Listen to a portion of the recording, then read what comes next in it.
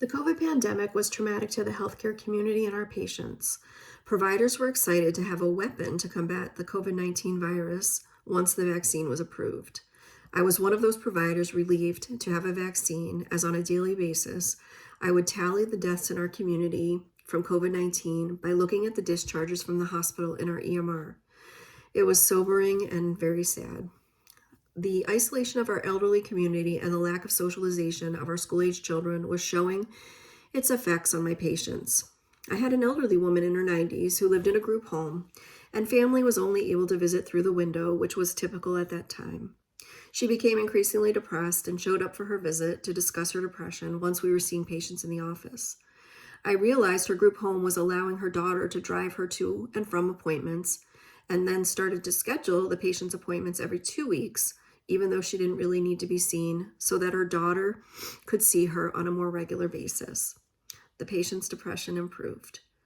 As patients came in for regular visits, I was anxious to tell them about the new vaccine, understanding some of them may be skeptical with it being approved so quickly, and realizing some of their information was coming from unreliable sources. My conversations led to confrontations. I had to be empathetic and understand where they were coming from, but oftentimes it led to an angry patient and I was befuddled. Take, for example, Amy, who had a history of recurrent small bowel obstructions. We did a video visit or two in the beginning of the pandemic where she expressed her disbelief of the panic and cautiousness of the medical community, telling me COVID was not a big deal. She told me the numbers of deaths were being inflated and nobody should be wearing masks because they didn't do anything anyway. Of course, I tried to challenge her on some of her thoughts, which only led to more anger on her part. She then had worsening abdominal pain one day and presented to the emergency room, where she was found to have another small bowel obstruction. Admission to the hospital was recommended, but she refused because she didn't want to wear a mask, she didn't want to have a COVID test, and she didn't really want to hear anything more about COVID. She went home and thankfully did get better. I had another patient, Brandon, who was in his 50s and very healthy.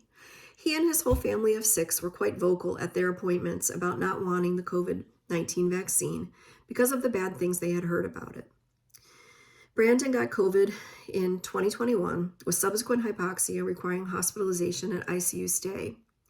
He thankfully did not require intubation, but was discharged to home on oxygen, which was able to eventually be tapered, but he had fatigue and cough for many months. Despite discussions about the vaccine, he continued to refuse it. I had a healthy husband and wife, also in their early 50s, whom I saw for their routine wellness checks and physicals and counseled them on getting the COVID-19 vaccine. The husband was quite argumentative at his visit, and I tried to counsel him with facts, and within a month or two, him and his wife left my practice. I was seeing Evan, a 7-year-old with severe autism who was nonverbal, for a routine well check, and as I had been doing, I recommended an updated flu and COVID vaccine. The mother started screaming at me that I needed to stop talking because I didn't know what I was talking about. Evan started to cry. I was upset.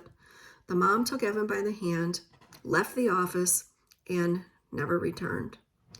Why did the patients feel this way when there was a trajectory to lose greater than 1 million lives to this horrible virus in our country?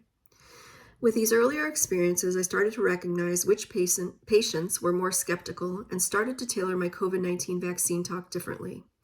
I began to ask, have you had COVID yet? Do you have any elderly family members you are around? I started to tell patients they should consider getting vaccinated to protect their elderly family members.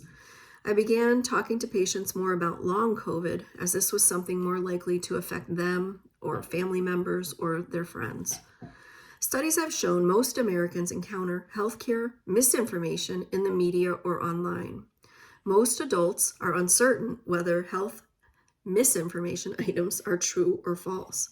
According to KFF, the independent source for healthcare policy research, polling, and news, in August of 2023, 10% of adults believed it was true that the COVID-19 vaccine caused sudden death in otherwise healthy individuals, while 23% felt it was probably true. My practice of medicine post-COVID-19 is different than before. I have changed. I used my education, my expertise, my empathy, and up-to-date information on COVID-19 when I was seeing patients. I realized with the vast amount of misinformation, I had to not just take care of my patient's health as before, but also assess their receptiveness to information regarding the COVID-19 vaccine and customize my discussion to best make that patient continue to trust and seek information from myself and reliable sources. Although I will likely continue to experience misinformation in my patients, I will attempt to have a meaningful conversation to provide them with the information for them to make the best choice for their health. Thank you.